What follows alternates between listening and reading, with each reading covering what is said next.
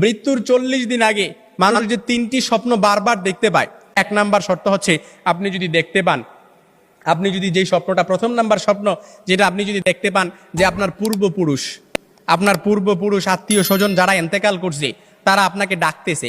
তারা আপনাকে ডাকতেছে, হাহাকার করতেছে, তাদের কাছে চলে যাওয়ার জন্য ডাকতেছে, কিংবা তাদেরকে বেশি বেশি স্বপ্ন দেখতেছেন, তখন মনে করবেন যে আপনার মৃত্যুর সময় গনিয়ে এসেছে। তবে এটাই যে খুব একেবারে বোঝার বিষয় এরকম কিন্তু নয়, কিছু বিষয় রেয়ার থাকতে পারে। তখনই আপনি আল্লাহর কাছে সাহায্য প্রার্থনা করবেন, আল্লাহর কাছে বেশি বেশি ক্ষমা চাইবেন। দ্বিতীয় নাম্বার যে স্বপ্নটা, সেটা হচ্ছে আপনি যদি স্বপ্নে দেখেন যে আপনার বুক থেকে একটা পাখি বের হয়েছে আর এটা ছটফট করতে করতে আসমানের দিকে চলে গেছে, সাইয়েদনা আলী রাদিয়াল্লাহু তাআলা থেকে